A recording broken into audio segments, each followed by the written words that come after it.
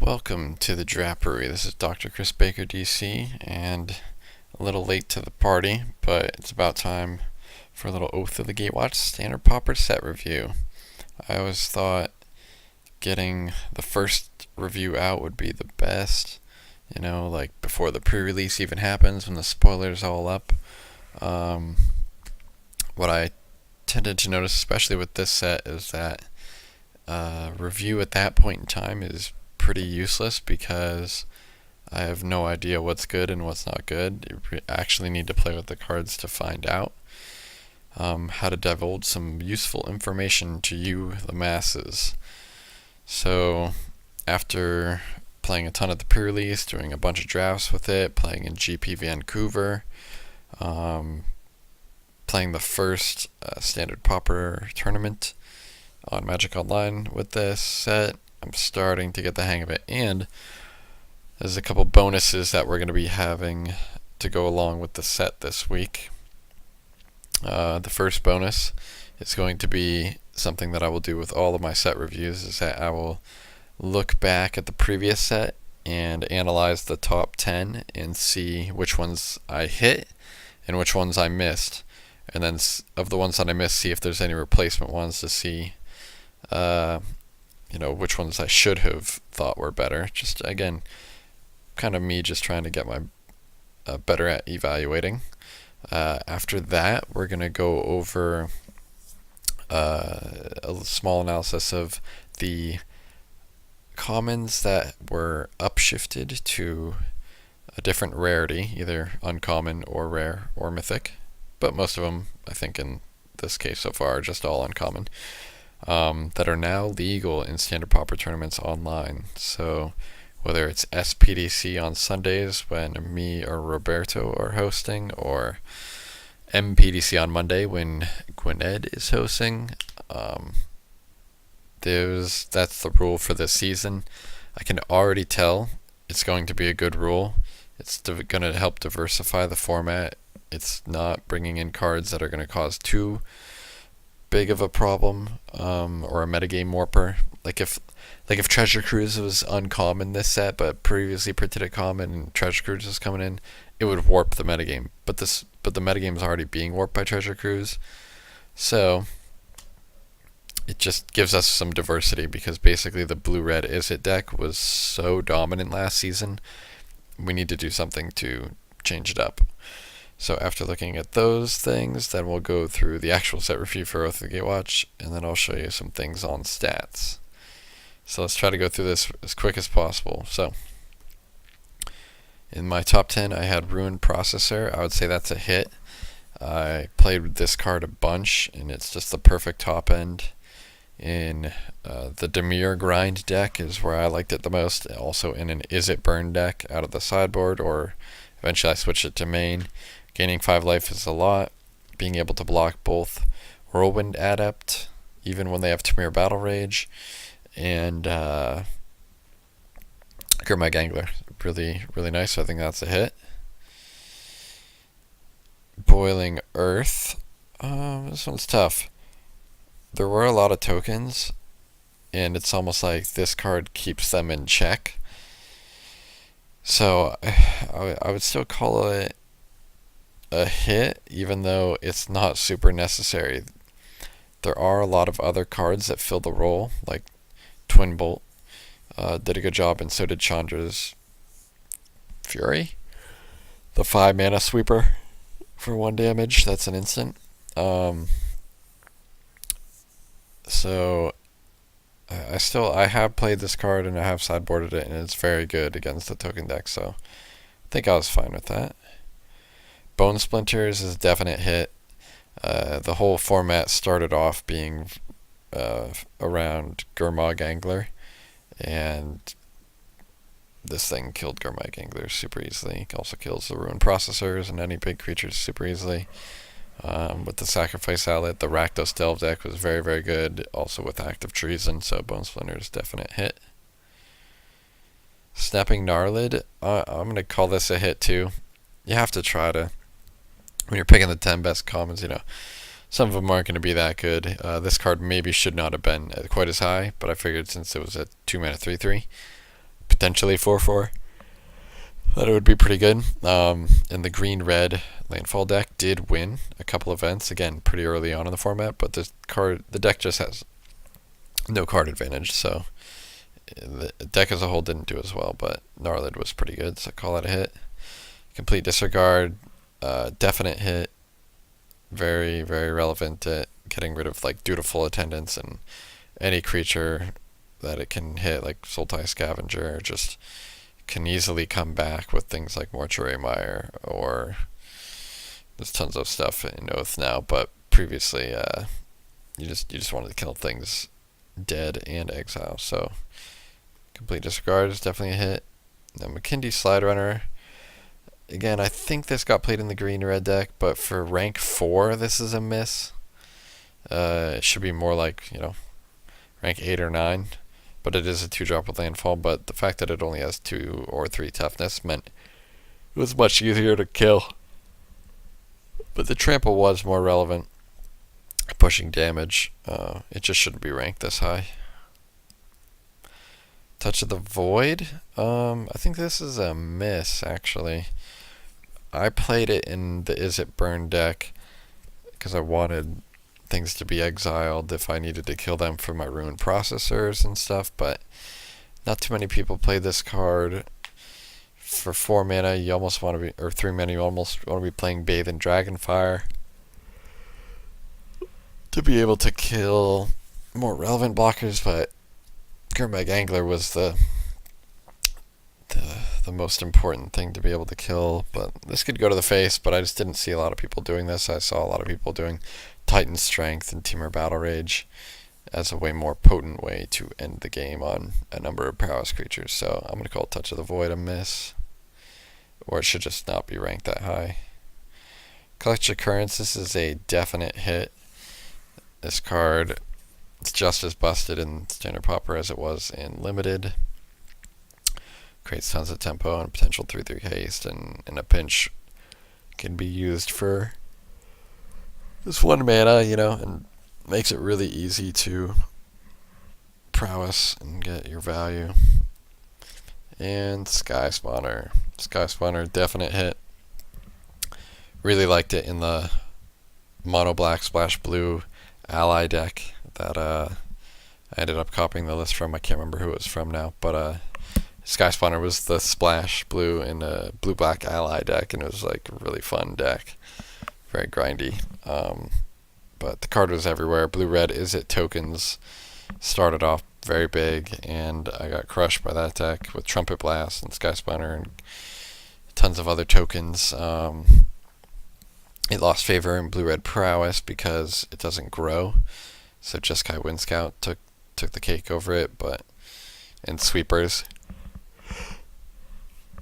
like Twin Bolt, do exist to keep this card in check a little bit more easily, but still definite hit. So I think Touch, Slide Runner, they're all decent, but they could have been a little improved. So let's just look through real quick. Let's see what we got. Any of these cards see a lot of play? I think Gideon's Reproach will see a lot of play, but hadn't before. Let's see. None of the allies. Sheer Drop maybe in like a control shell.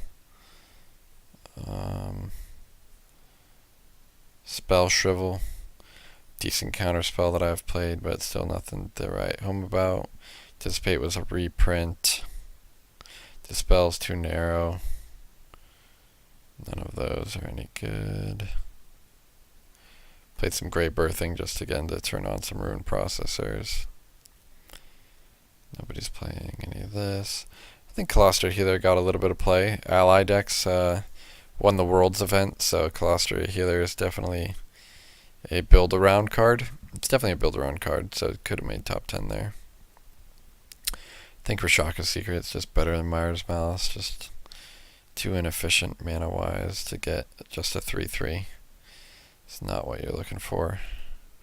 Nettle Drone, too easy to kill. X1's just a huge liability. Nobody plays any of the red removal. Valak Invoker, almost made my list, and so did Valakut Predator. Almost made my list, but they got just outside the top 10.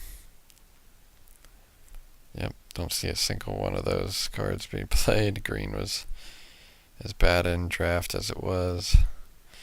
Evolving Wilds, just a reprint, but that's obviously really good. Yep. So I think we did a pretty good job seeing that there weren't too many other cards from Battle for Zendikar that were sleepers. I would say, maybe Sheer Drop and Gideon's Approach, but white control decks are not the best. Treasure Stalwart, Dejuru Stalwart, and Cluster Healer for the ally deck, maybe even this Beastmaster. But, okay. On to the next part. Now, these are the upshifted commons. So they're common, and they are legal because this is standard Pauper, but they previously were uncommon. So most of these cards, if you played classic Pauper, they're legal. You can play with them. They just need to have been printed at common at some point on Magic Online. So let's talk about each one of these real quick and try to devise through our system, how we think they fare. Now, Arc Lightning, I think, is a solid B. It is not an instant, but it can kill X3s and go 2-1 or 1-1-1, and just a lot better than Twin Bolt in most scenarios, I think.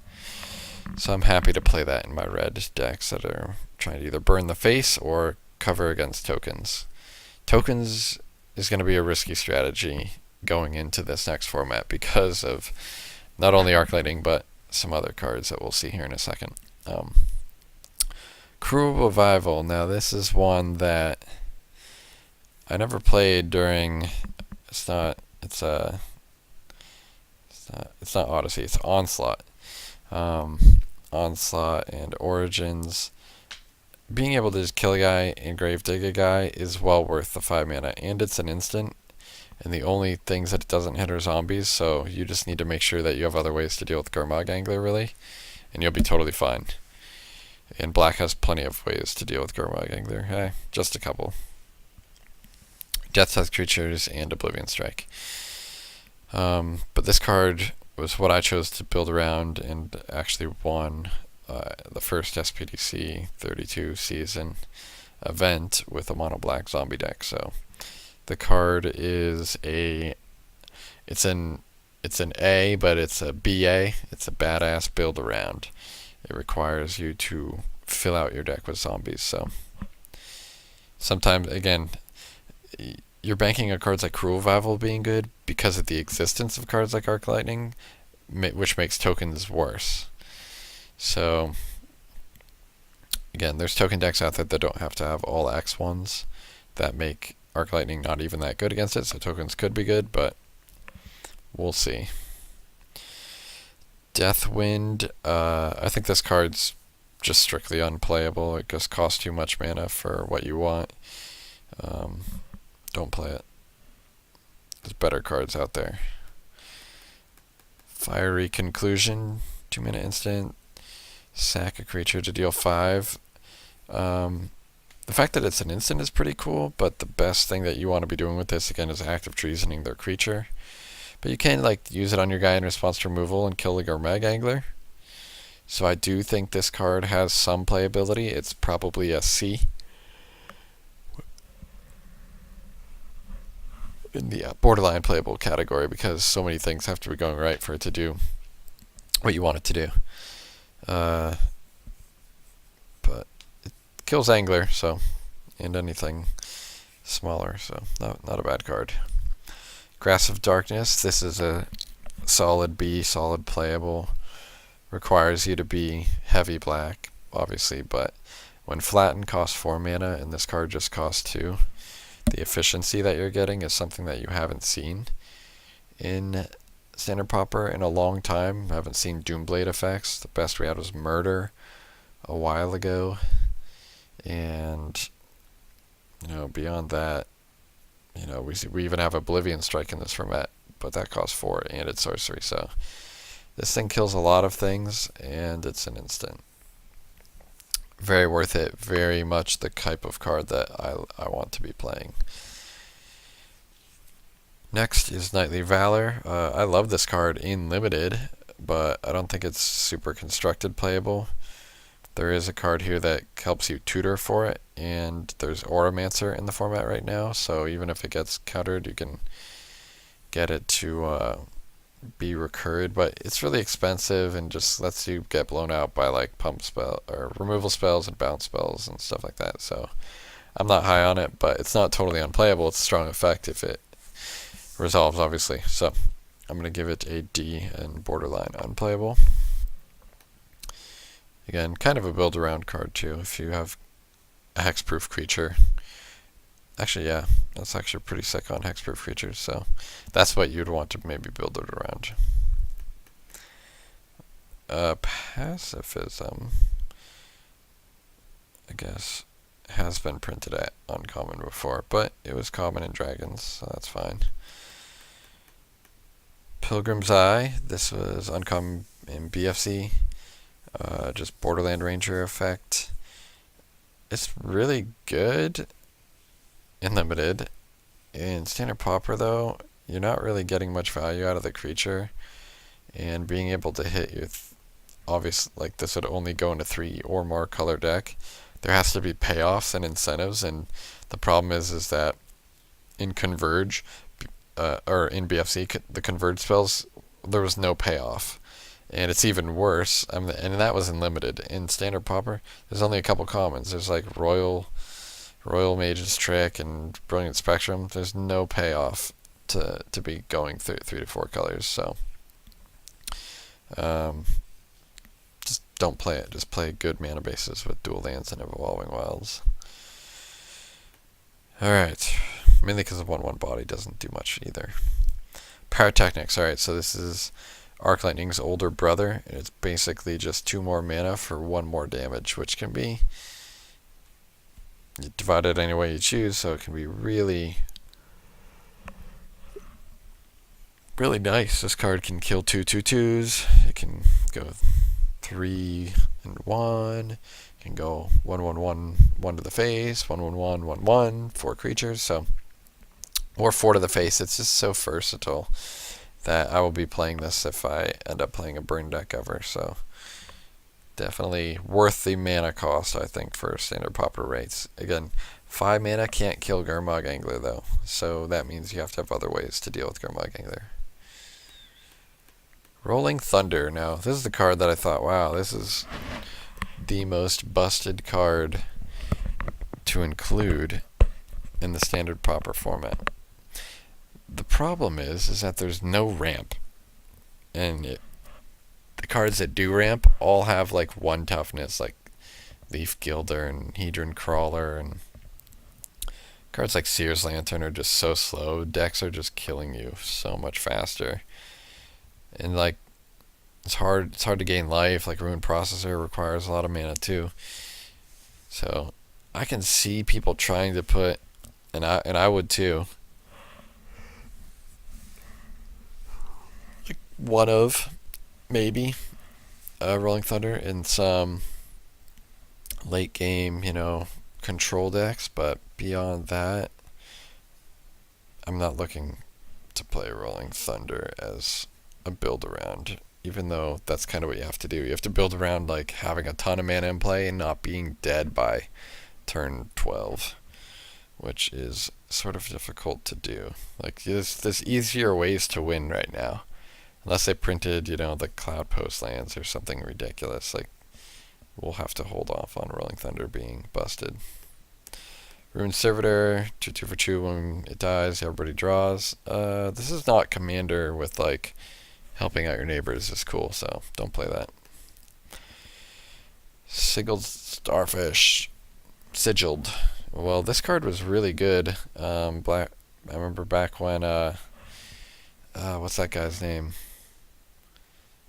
B-Nick Bobby. B-Nick Bobby played Blue-Red Control for like an entire season. I think he ran this card. Just being able to scry every turn and having multiple instances of it. This is just like a better Sears Lantern because it can usually block some things too. So I think this is a solid playable. Little slow, and maybe not what this format is about, and you might not be able to deal with it, but it's like a B minus. Strider Harness. This card is actually in Oath. But yeah, I do not think equipment have enough of an incentive in the format. You'd rather just play Expedite to give some creatures haste and fuel Delve. Doesn't fuel Delve, and you'd have to move it every turn, so it costs a mana every single turn.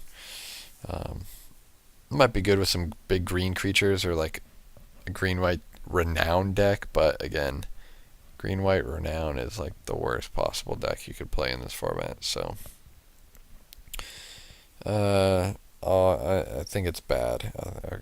I'll call it strictly unplayable, but I'm happy to be proven wrong on anything that I call strictly unplayable, because it's usually fun to see if a card can overperform. Last card here, Totem Guide Heartbeast. This card would be sweet if it had some good targets. It's got Pacifism, Knightly Valor, Suppression Bonds, some blue things. It's a 2/5 for 5, so you're definitely being defensive, but again, when you're spending 5 mana and people are spending 1 mana on Gurmag Angler, you gotta be thinking about your life choices here and rethinking them, because yeah. Okay, so those are the new cards in the formats. So there's some good ones there. And again, the reason why, you can obviously see the reason why I chose to play mono black, because Cruel Revival and Grasp of Darkness are great. I wouldn't fault people for playing Pyrotechnics, Arc Lightning, and Rolling Thunder as well, just as new build around me type archetypal cards to see if they become more powerful. Basically to stop the blue-red prowess deck. It should be your number one priority. Okay, well, on to the actual set review. You made it this far. Congratulations. Alright. 2 cards that are actually colorless. Kozilek's Pathfinder and Warden of Geometries. First off, I don't think you want to be playing Wastes in Evolving Wilds to find Wastes pretty much ever. There's not enough of the payoff in this format for it. So, these cards are bad. They're too slow and don't do enough. So, Kozilek Pathfinder too slow, Warden just doesn't get there. Love to be proven wrong. I would love for Shadows over Innistrad to have more cool colorless things, but we'll have to wait and see. Afro Protector, don't play it. White needs to be aggressive if it's going to be playable at all. Usually tokens. There could be an ally deck, but that guy's so bad. Anyway, Dazzling Reflection. This is just a horrible trick. It looks like the lion from Narnia with antlers. Yeah, it's just a horrible trick. I guess, nah, that's sad. It's a D because it's good sideboard against the Temur Battle Rage and Titan Strength type deck. If so, they think they're like lethaling you for like 18 damage, and you just like gain 18 life and take 0. Like, that could be actually a really, really sweet sideboard check against Temur Battle Rage, but they also could, have Dispel or Negate, so it's a rough life out there. Alright, Expedition Raptor. This card is just like, Air Elemental, 2/2 haste. Encounters that you get to put on potentially other creatures. I do think there could be a good green-white support deck, like just Saddleback Lagak and Expedition Raptor and Shoulder to Shoulder and just a bunch of tokens. But again, no, it doesn't have as good card advantage as other decks, but the creatures are bigger. But are they big enough to deal with the common removal spells that are out there? Probably not. But I think this card is borderline playable because its stats are pretty good. There's things like Anok Bondkind as well, that if a creature gets a counter, it also gets first strike. So things like that are pretty relevant as well for making creatures with +1/+1 counters on them better. Isolation Zone. This card is, basically Oblivion Ring in this format. There's like no artifacts in the format that matter. And most of the creatures are kind of big. Kills Gurmag Angler, etc. Kills other isolation zones. And it exiles it so that it can be processed. For Ruin Processor, kind of does a lot. I think it's a solid B. Solid playable. Of course, Scythe Master, 1 toughness, huge liability. Ally, doesn't matter. Unplayable. Of course, Sky Climber, 2 toughness, a little bit better. Has the ability to gain flying. Don't think the ally matters, still unplayable. Makindi Aeronaut. Now, oddly enough, this card might be playable because if I'm playing a support deck, a 1/3 is easier to protect from red removal. And it only costs 2 mana as opposed to 3 compared to like these ally brethren over here. So I actually think Aeronaut is like borderline playable. It's like a C- in maybe like a support deck. But think about it. You support on this 1 or 2 times, you kind of got a big stupid flyer. And he's on curve. Like, so what if you just play Aeronaut turn 2, Aeronaut turn 3, and then like Saddleback Legak turn 4. You just got 2/2/4 flyers. Like that might be really hard for them to deal with. And they're not even that good, you know. It might not even be the best cards in your deck. They might be the worst card in your deck, and they're just holding off the ground and dealing damage in the air. I could see it being, C-. Mighty Leap, not the kind of combat trick I'm trying to play. You might get some free wins with this card, but it's not a card I'm trying to put into my deck. I didn't even look at this art. Is there something like... What the heck is this? We have lost faith in our gods, but we are far from losing faith in ourselves. This is invisible thing, like, just lifting them. Alright, so they're jumping, but this is confusing me. They think they're jumping and having faith in themselves, but really the gods are there supporting them through the air, flying them through. Okay. So basically the gods are like hidden, even though you can clearly see. He's camouflaged, but you can see him. He's in the clouds. Alright. Onto the Ondu of the War Clerics. Now this card's a bomb in limited, but in this format, I think he just dies too easily. There's so many things that just kill him. But he could be good if there was an ally deck. Gaining 2 life every turn is like quite strong because it's free, costs no mana. You can combo this with Vampire Envoy to gain 3 life a turn. It's real nice. But it's gonna die to a lot of things. You might need to support onto it to make it not die to things. Feat of Resistance could be good, I guess. Combined with Anok Bondkind again. So yeah, I think it could be playable. It's like B-, C+. We'll see how it goes. Searing Light. This could be good against some really aggressive decks, but really aggressive decks a lot of their creatures end up being 3 power, so this kind of misses a lot. So it's really efficient, but I'd rather, play other things in this. I guess it kills things like Vulture Saven too, though, which is kind of cool. 2 3s and 2 4s it can kill, but if they pump their power in response, then the spell gets fizzled. So I just don't think it's very good. Not a card I'm looking to play. I call it like, I don't know, maybe like a D. Shoulder to Shoulder. Replaces itself, makes your team bigger. Hopefully they're tapped out so it's not vulnerable to removal, but I think this card's quite good in a potentially, again, green-white, maybe red-white aggressive strategy. So I think it's a solid, borderline playable. It's not going in every white deck, it's only going in aggressive ones. So we'll give it a C. Spawn Miner Mage requires a bunch of other allies. 2/4 for 4 is not the best blocker, but it does block well. The trick with this card, even in limited, isn't to tap their creatures on the attack step. You want to let them attack, and hopefully your 2/4 blocker is good enough. And then at the end of turn, tap their creature so that it cannot block, so that you can get good attacks in.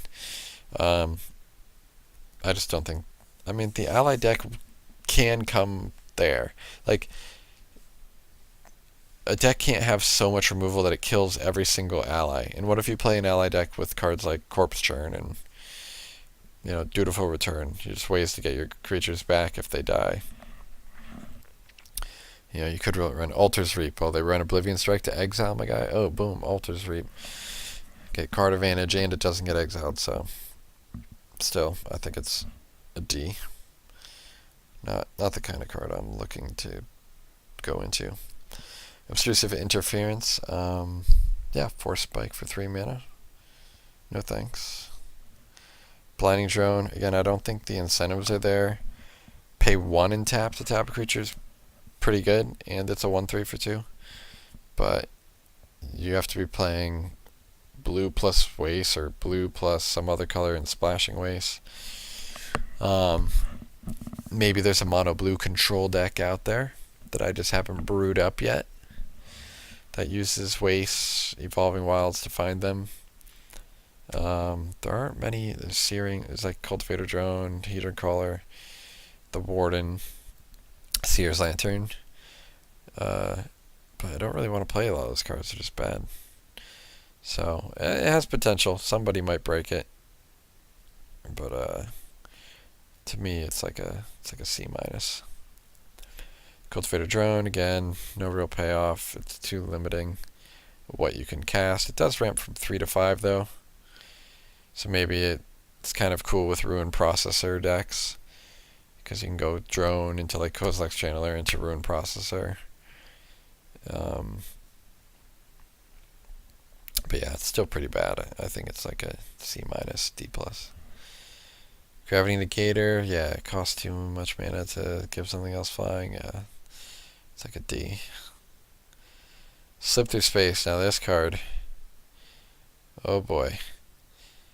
Treasure Cruise is in the format. So is Prowess creatures that want you to play spells that are really bad against chump blockers. So now they can't be blocked. So Majoring Bully and Imara Entangler and like just everything. Just got Wind Scout. All these things just can't block them. Whirlwind Adept. Oh my gosh, can't freaking block it. All right, draw a card. Fuel Delve. Cast Treasure Cruise. Like, it's stupid. This card really just makes the blue-red deck go from the best deck to even better. So, not gonna. This is a card where it's like, if there was like a Grand Prix for Standard Pauper, I'd probably be playing this deck. I might even be playing it in Standard. You can play blue-red Prowess in Standard now. But my whole goal of this format is to find a way to destroy this deck, just to be different.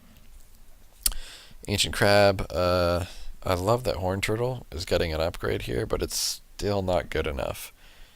They could make it a 1/6, and I still don't think this would be good enough. 1/7?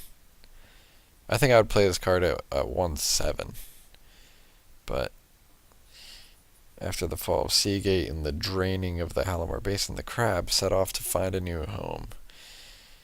I mean, that's a sad story. They took his home and he has to go find a new home. He's going to need a lot more than 5 toughness to survive that journey.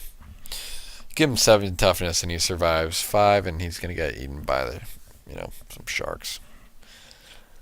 Comparative analysis, alright. So we've got Inspiration on the front end and Instant Speed, Divination on the back end. Yeah, I really want this card to read Divination, because I really want blue decks to have Divination so that I can play cheap removal spells, like play like Fiery Impulse and then follow it up with Divination. There's just not enough 1 mana removal spells in the format other than Fiery Impulse. Like, I can't kill things. No Disfigure. This is Grasp of Darkness, so you could do this on 5, but not quite good enough. I think it's playable. I think it's like a C. But borderline playable, you know. So I'd like to see people try. I might try. I want to try for that card. Containment Membrane. I think there's too many exploit creatures out there, and this is conditional. It has to be tapped already, otherwise it's just never going to attack and block all day. Don't play Containment Membrane. There's better cards out there, like infinitely better cards.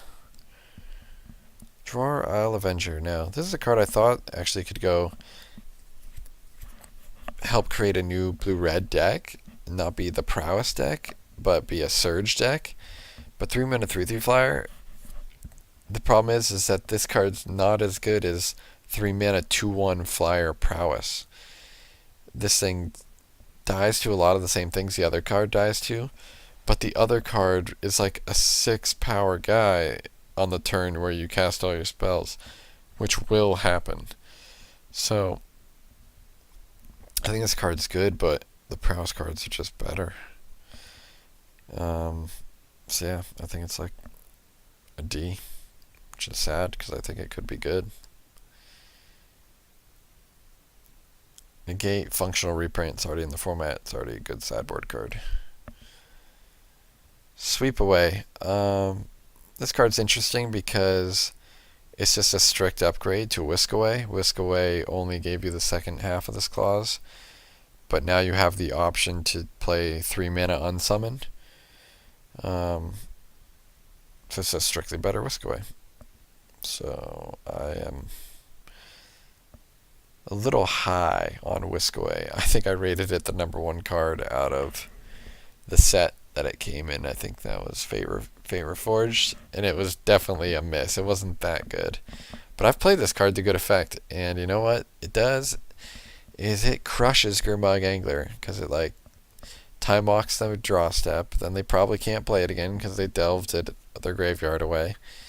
And then you play cards like Spell Shrivel or Bone to Ash, and you just get them. So yeah, I like this card. I think if you're gonna play Whisk Away, you just play this instead now. Or you can play this with Whisk Away, and you might have a really nasty blue control deck. Mono blue control, yeah, maybe that's the thing.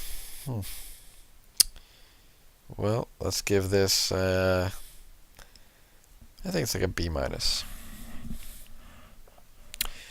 Umara Entangler, yeah, just what the Brew Red Prowess deck needed. Seagate is gone, the Halimar Basin empty, but rebuild the seawall and give these waters time, and they will fill the basin anew. You tell me this thing is like rebuilding a basin? It just needs time? It seems like it needs like manual labor and workers. Is he fishing? What is this net? I don't know what this guy is doing. He does not... looks out of place. Looks like an alien from Avatar. Anyway, this card's solid. This card is just got an extra point of power over Jeskai Sage. It doesn't draw a card when it dies, but it's just going to make Tamir Battle Rage more quickly and combo with it. So you can like cast all your other spells and Tamir Battle Rage it. It's busted. So yeah, it's a solid B. Kozilek Shrieker. Colorless mana, too hard to activate. 3-mana 3/2. No good. Translator. Too expensive. No good. Oblivion Strike. Ooh, daddy likey. It's bad enough to be torn to pieces. It's worse by far to be torn from the world itself. Nah, I don't know if that's worse by far. Like, both instances, you're just getting ripped to shreds. You're kind of dead in both instances. Yeah. Either way, I like being able to kill Gurmag Angler, especially when Cruel Revival doesn't. Exiling is super relevant a lot of the time. Devoid is relevant because of Center Soul and Feet of Resistance. Stops that, so no sir on your protection spells. Really good removal. I'm super thrilled with it. Again, it's the best common in the set for limited too. First pick this card like every single time I've opened it. Okay. Sky Scour. Is there an aggro Devoid deck? Maybe. But somebody needs to prove that to me because I don't think there is. Unplayable. Slaughter Drone. Same thing. Unplayable. Don't think this deck exists. Unnatural Endurance is a really good combat trick. The problem is that Butcher's Glee exists.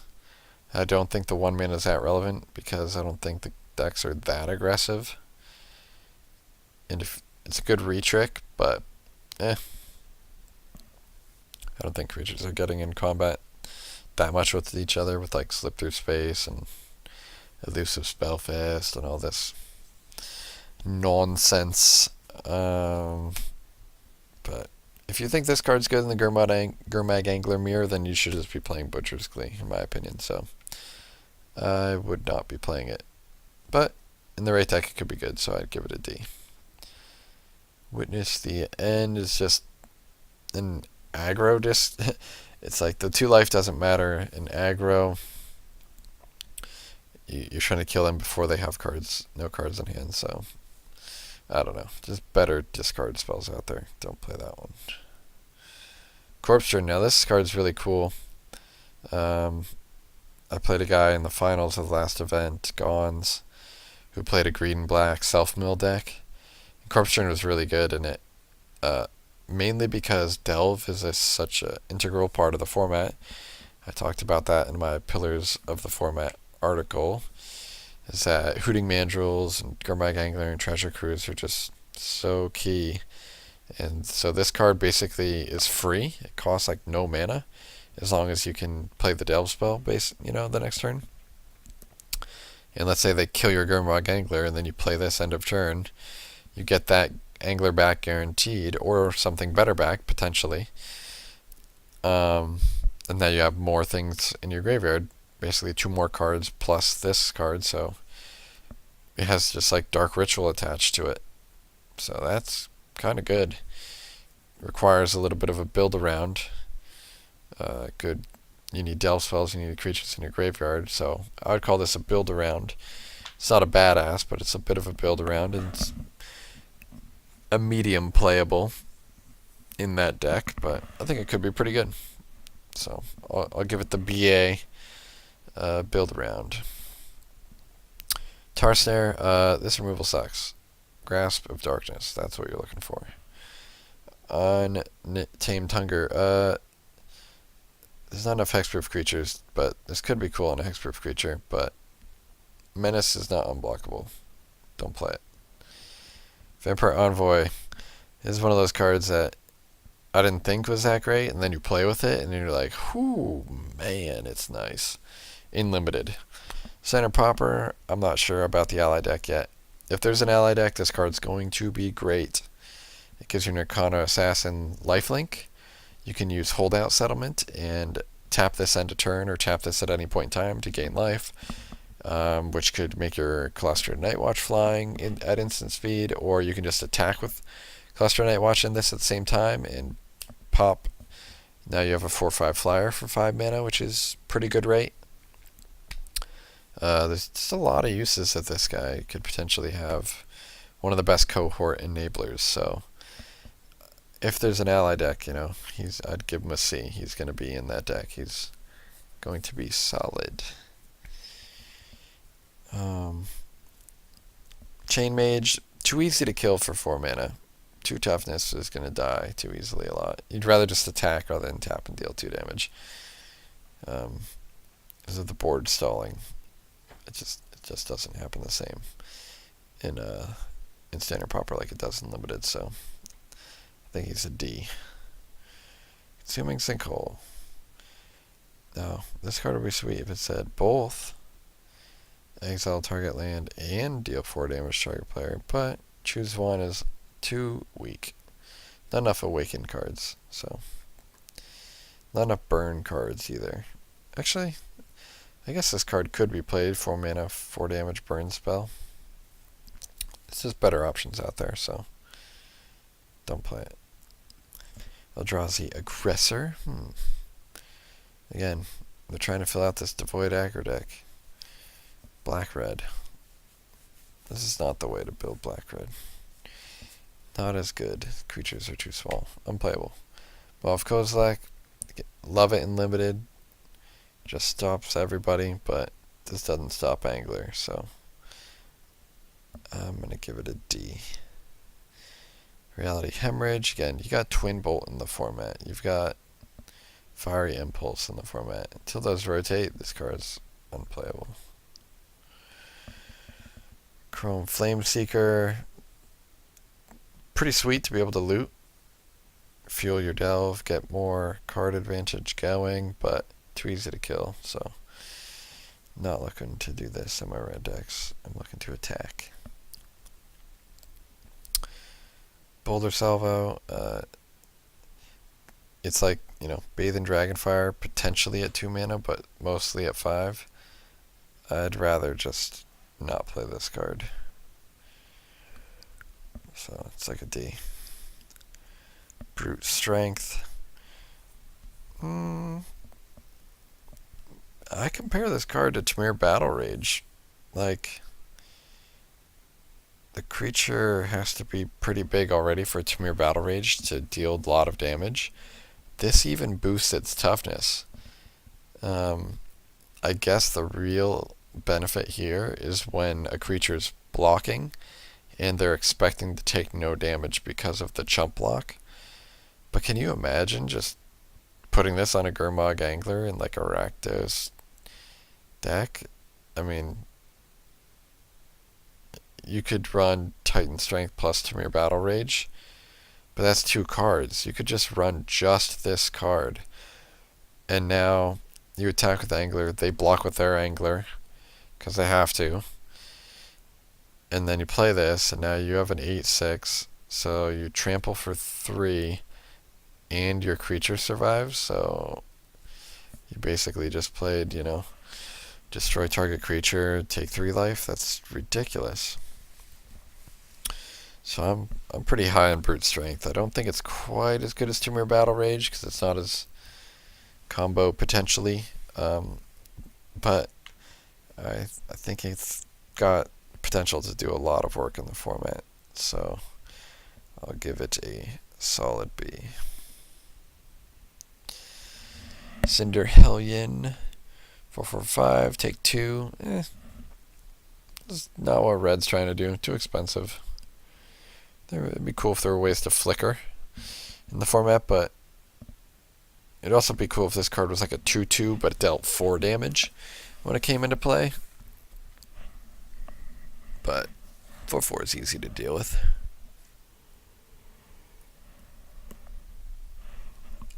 Expedite. Now this card seems innocuous enough, but as this guy will tell you, that he just runs and thunder follows. He's just as fast as lightning, and basically makes every creature he touches fast as lightning too. It draws a card, it fuels Delve, it makes your Mage Ring Bullies and Umara and Tanglers attack immediately. It's just so busted. Blue-red deck is just so busted. Got 2 new perfect tools, so watch out for that card. It's good. It's a B in that deck, which is where it matters. Goblin Freerunner. This card was originally printed as a 3 mana, 3/2 menace. This is now a split card as 4 mana or 2 mana if you're lucky. And most people, most opponents are lucky and they'll cast it for 2 mana, but you you and me, we cast it for 4 mana, and at that rate, it's not good enough. It dies too easily. So, it's like a D. It's unplayable. So, Archmage Gambit. 2 creatures don't block, and you could kill 2 X1s. Realize there's like Twin Bolt. There's like tons of better removal spells at this slot. Just unplayable. Zada's Commando. Again, pinging with ally tapping is kind of sweet, but 2 and first strike's not big enough. There's too many 3 toughness attackers, so I'm not going to be able to block well. Pretty good card to support onto if we're going to be attacking in some sort of red-green or red-white ally deck. Maybe a Naya ally deck. I could see that being a thing, but even then, I'll just give it a D. Just it's too easy to kill. Scion Summon I think this card's pretty sweet. It's like Nest Invader, except creates a 1/1. Kind of like a Tended Knight. Pretty good, and again, if your first play of the game is Scion Summon, or your second play of the game is Saddleback Lagok, at least, a 3/3 and a 2/2. It's pretty good to be attacking with. So it helps in that regard, but don't think green's the best positioned color. But Summoner is pretty much average, though. He's like a C. Stalking Drone, again, too hard to get colorless mana. He's unplayable. Canopy Gorger, no special abilities. If you're going to spend this much mana, just spend 1 more and get a 7/8 that gains 5 life and play a Rune Processor. Elemental Uprising, 2 mana 4/4 haste. I guess it's like 3 mana for a 4/4 haste. At which point you realize it's not that good.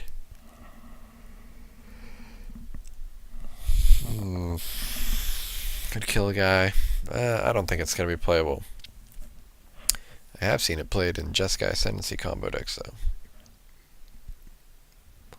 Lead by Example, aka Common Bond, for 2 mana. Problem is that you can't make 1 creature +2/+2, which is what you would want to do a lot of the time. Requires 2 creatures in play to get full value. Yeah, I like it. Green-white aggressive deck. I mean, it's great against red removal. It's great against blockers. I see myself losing to this card, potentially. So yeah, solid combat trick. I'll give it a C, C+. Loom Larva, nah. Just fix your mana in other ways. Natural State, guess it kills enchantments like pacifism, but I already think pacifism effects are quite bad, and this doesn't kill Isolation Zone. So, nah. Let's play something else. There's probably Naturalize or something in the format, right? Netcaster Spider.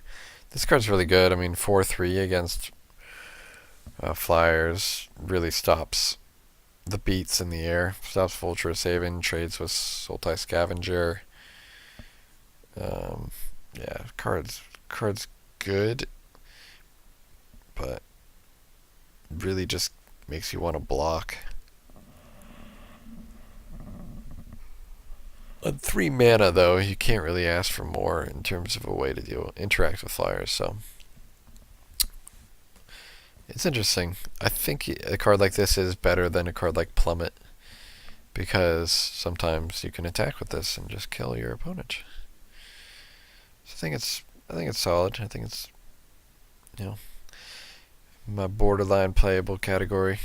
Super C. Pulse of Marasa. This card's sweet. This card goes into the Corpse Turn deck. Or the Baloth Null deck. Oh wait, that's uncommon. Dang. What the heck. They should have printed something like the Baloth Null Drifter, of course. Null Drifter gets common, but green-black can't get a 4/5 for 6 that gets 2 guys back. That's like much worse than Mole Drifter. We can dream. Anyway, this card, it's a sideboard card. The 6 life gain could be good. If somebody attacks you for lethal, you gain 6 and get a creature back. Say getting back things like comes into playabilities like Saddleback Legak. Get him back, make your creatures a little bigger, kill them by hitting them for lethal combos. But I don't think it's quite as good as Corp Churn though. It does get lands back like Evolving Wilds, but that's just low power. So it's probably just like a medium sideboard card, so like a D. Saddleback Legak. Hold on. Let me say this right. Saddleback Legak. That is the man. This card, again, you don't think it's that great until you play with it. Until you curve like 2-drop, 3-drop, and then play Legak on the play. Dang, you just haven't lived. A good Legak will carry you through thick and thin. A bad one, well, it's a tasty dinner. Wow. Again, this thing looks like it's straight from Avatar. And so, like, a good one will, like, carry you. It's like you have to soul bond with it so you can ride it. But if they're bad, what do they mean bad? Then you eat it? That's uncalled for. Saddleback will eat you, not you eat it. Have some respect. Tajuru Pathwarden. Wow. If this card had died of Grasp of Darkness or Oblivion Strike, it'd be great. Just Spined Worm with all upside. Even has the ally text for no reason. And Vigilance Trample is big, but green is just bad. It's hard to ramp into. People are just going to clutch a currency out of the game. Etc. I'd love to see people try to make a good green deck, though. Love to be proven wrong. Don't think it'll be playable, though. Too slow. Too easy to kill. Vines of the Recluse. Pretty sick trick. Untapped tricks are always great. Being able to ambush flyers is always great. If there's a green deck out there that's attacking and racing, this is a fine trick for them. Maybe sideboard to give it a C-, D+. Bonesaw. The Surge Enablers, which are Bonesaw, and like Slip Through Space and Expedite. Bonesaw doesn't replace itself. Does not cycle. So you really need to be getting value out of your Surge things, which you have Goblin Free Runner or the 3/3 Flyer, which we both kind of said weren't that great. And +1/+0 is just not really enough. So yeah, I'm not looking to play Bonesaw. Hedron Crawler. Well. Any color gets to ramp on 2-drop? Jeez. That's actually pretty good because it can be exploited by any deck that maybe wants to jump from 2 to 4. The problem is that I just think the format's really hostile to cards like this. I think it's playable, and I think there's a cool ramp deck maybe out there with like this and Cultivator Drones and Kozilek's Channelers, and then maybe just like Oblivion Strikes and fueling Ruin Processors and stuff. But we'll see. I'm gonna have to see it before I believe it. So I'm gonna call that a D. Seer's Lantern. Again, card looks pretty bad. You like want it to do something like Pristine Talisman, at least gain some life. In limited, the game's come to a stall so much that Upkeep Scry 1 is just really good, but we have Sigiled Starfish for that now. Why do we need to pay 2 mana for it? So yeah, why would you? Just play Starfish. And the fact that this goes in non-blue decks is pretty cool, but don't see it being played, so give it a D-. It's not a completely unplayable card. Okay. Some lands now. These are interesting because these are basically our only options for colorless lands because all the BFZ colorless lands are uncommon. So Crumbling Vistage, you get 1 turn of any color, so good in maybe like 3 color allies, but then it only casts for Devoid, so now we wanted in like a 2 color deck that cares about the Devoid mana colorless stuff through like, Blinding Drone or something. So overall, I thought it was going to be a really good land. This card is good and limited, but there's just not that enough payoff in Center Pauper for this, so I do not suggest playing that card. Holdout Settlement. Alright, we already said it has that sweet Vampire Envoy combo. But other than that, Springleaf Drumming any creature. Play some cheap creatures. Again, could be good in an ally deck, like a 3-color ally deck with Vampire Envoy. Maybe even a 4-color ally deck, and you're just playing every card in your deck as an ally, and you need Holdout Settlement to help fix the mana. I could see it playable then, but that is an unlikely scenario to be a winning strategy. But prove me wrong, like I say. Even in areas of profound devastation, the Hedrons remained intact, So even when you're getting blown up by prowess dudes, maybe your Hedron won't fall apart on you. And somehow, you'll throw up some defenses with a bunch of allies.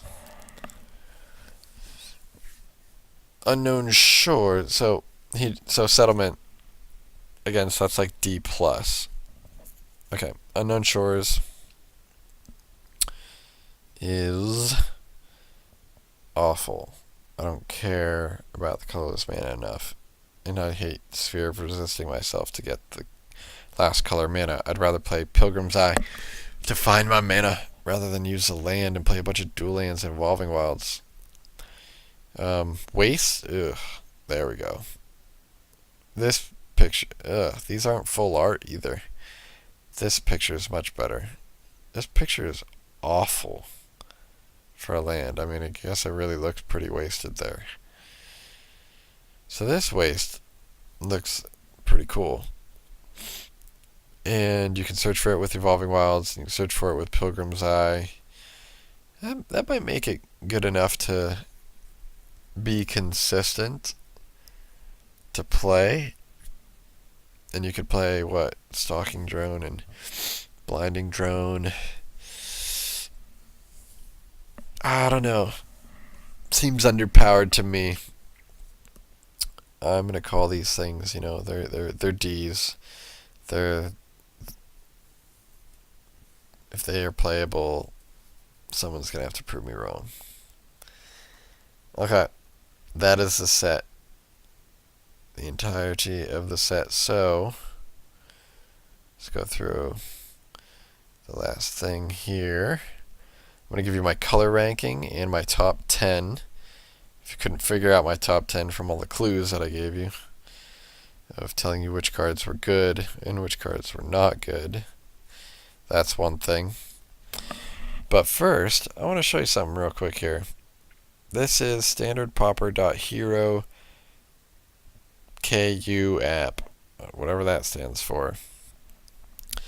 This is a website created by Roberto Remedio, pretty sweet co-host, and it tracks all the stats from our events. And so he reset the stats for this event because the way pdcmagic.com was working is it didn't have Battle for Zendikar uploaded in time, so people when they type their deck list in weren't populating the card names, so he couldn't copy and paste the deck list. But now BFC and Oath they're all inputted, so when you input your deck list, the website recognizes every card, and so he can just copy and paste and basically create algorithms and stack tracking very easily. So for example, he only has one event, which was this event. He hasn't added MPDC 32.01 yet, which was on the following day, Monday, but you can see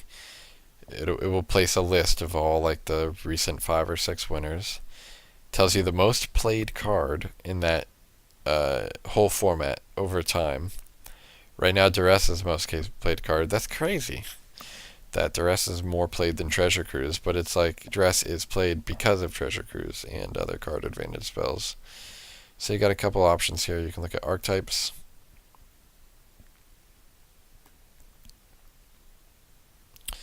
There it goes, and you can see, okay, it was only one tournament, but this data will grow over time.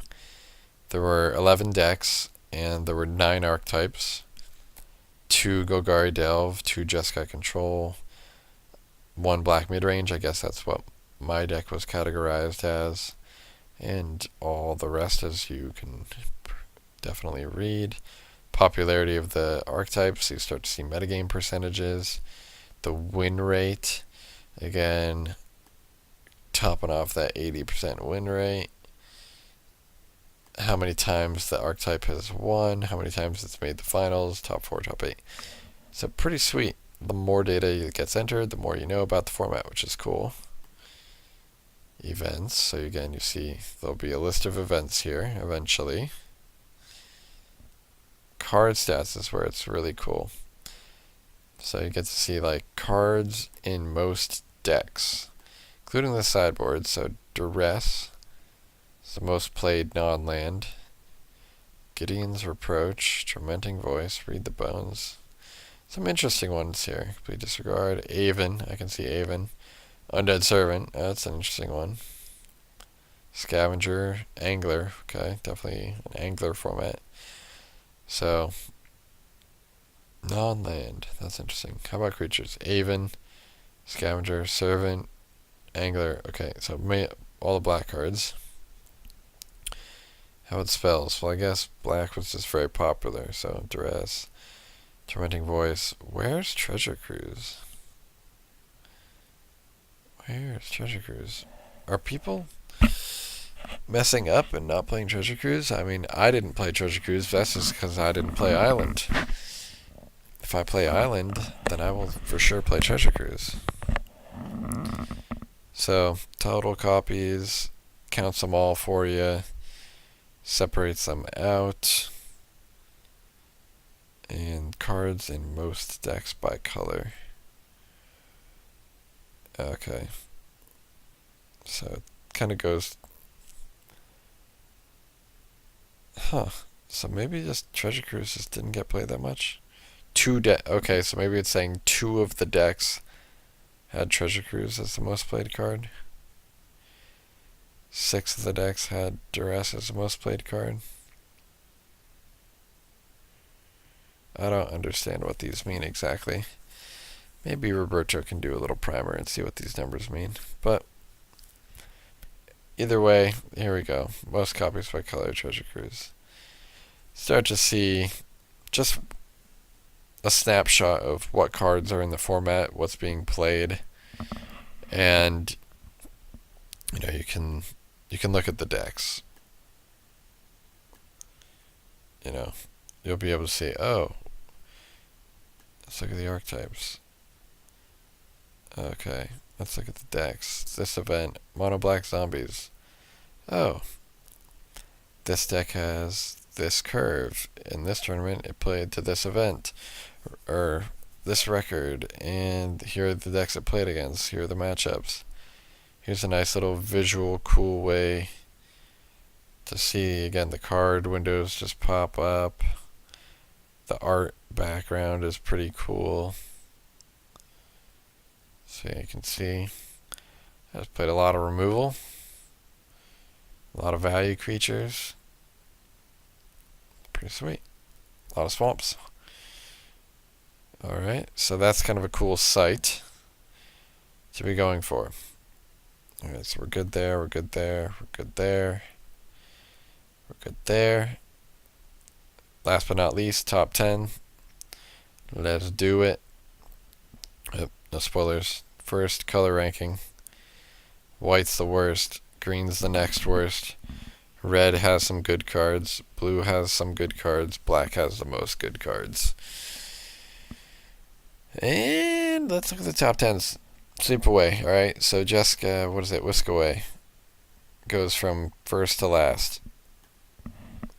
And this card's way better than Whisk Away. So, yeah. Saddleback Lagak. Mm-mm.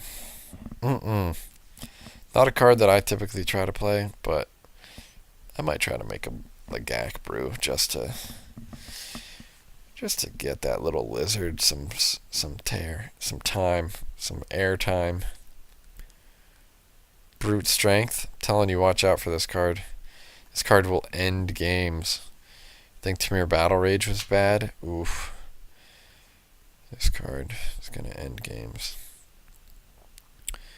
Corpse Churn. For full value. Get that Dark Ritual when you delve, Isolation Zone. Not sure it has a home yet. But the card is very, very, very, very versatile if you think, you want to get some things into exile. Process them with Rune Processor. Let's go there. Alright, I'm kind of reluctant again.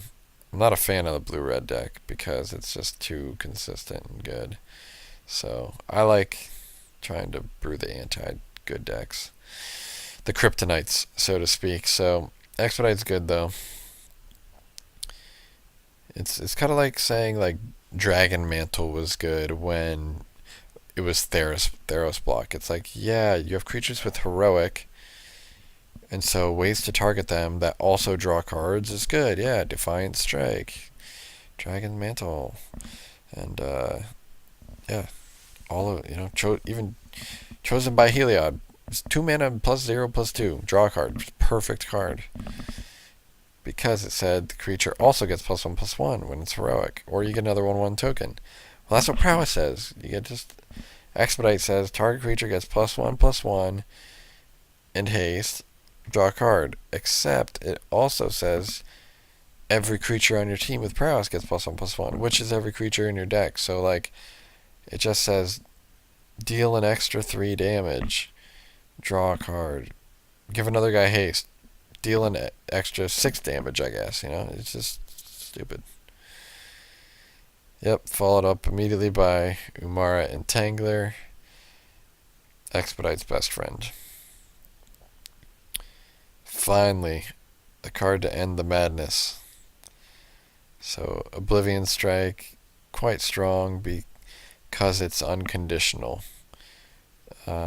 If they're not packing Negate or a counter spell, or their creature is hexproof, their creature is just dead. And they're never going to see it ever again unless you process it and then they have a way to get it back. Oh gosh. Slip through space. Maybe I'll like this deck and I'll just start playing it. Nah. But watch out. You're going to lose a lot of games to Slip Through Space. And number 1. Rarity. Had to be rarity shifted. But Grasp of Darkness gets the nod here as the number 1 card. Basically because it enables mono black as an archetype. And it doesn't even need to be mono black. It can be blue black. Or red black. Or green black. It just really can go anywhere.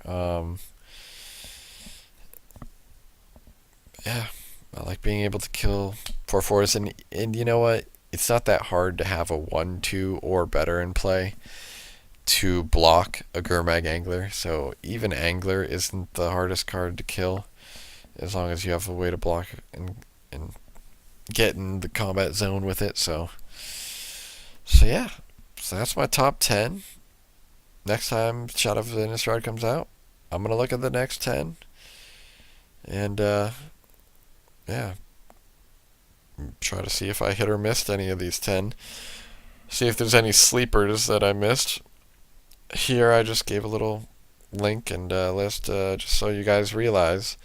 Anybody comes into my tournaments for SPDC or Gwinneds at MPDC, realize these cards are legal. Play with them. They are some good, some not good. Other than that, keep in mind, cardhoarder.com is really good at giving you cards you need and they just take your tickets or your packs or their bot credits. And what are bot credits? Well, bot credits are what you win when you top 4 these free to enter tournaments. So PRE is a player run event. And that's what Standard Pauper Deck Challenge SPDC is. That's what MPDC is on Mondays. We start at 9:30 a.m. now, Pacific Standard Time. That's a different time. That is 2 hours earlier than we used to. And the main reason is I got stuff to do in the afternoons, and it's really late in Brazil apparently. So this is earlier for Brazil, so you don't have to stay up too late. And we got a lot of people from Brazil playing. We also got, stuff to do on Sundays. So, yeah. Free to enter, as always. There's 15 tickets in that prize pool. I'm surprised more people, I should get some more people involved in this, because, this format's got potential to be really great. And, I always love brewing new decks at the start of a new format, trying to beat the public enemy number ones, and I love to see everybody else's creativity. I think the people who do consistently play the format do a good job of trying to brew and trying to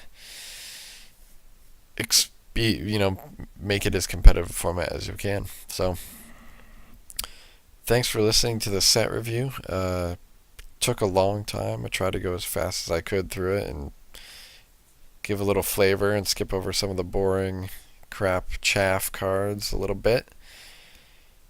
But yeah, if you got any feedback, definitely let me know. If you watch the whole thing, kudos to you.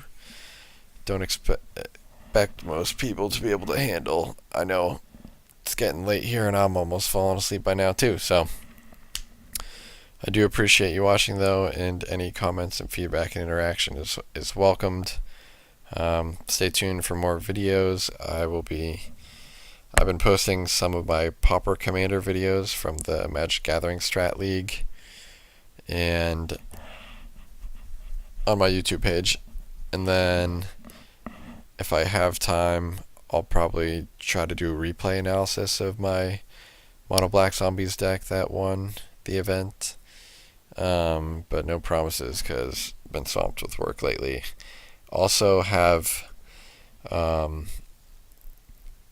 RPTQ in 2 weekends to prepare for, and I don't play Standard. I watch a lot of coverage, but if anybody has any help, if one of you faithful listeners is like a Standard just like master and you like have the nut deck, feel free to ship me a list because I would love to qualify for the Pro Tour and make top 4. Cool. All right. Thanks a lot, guys. Take care.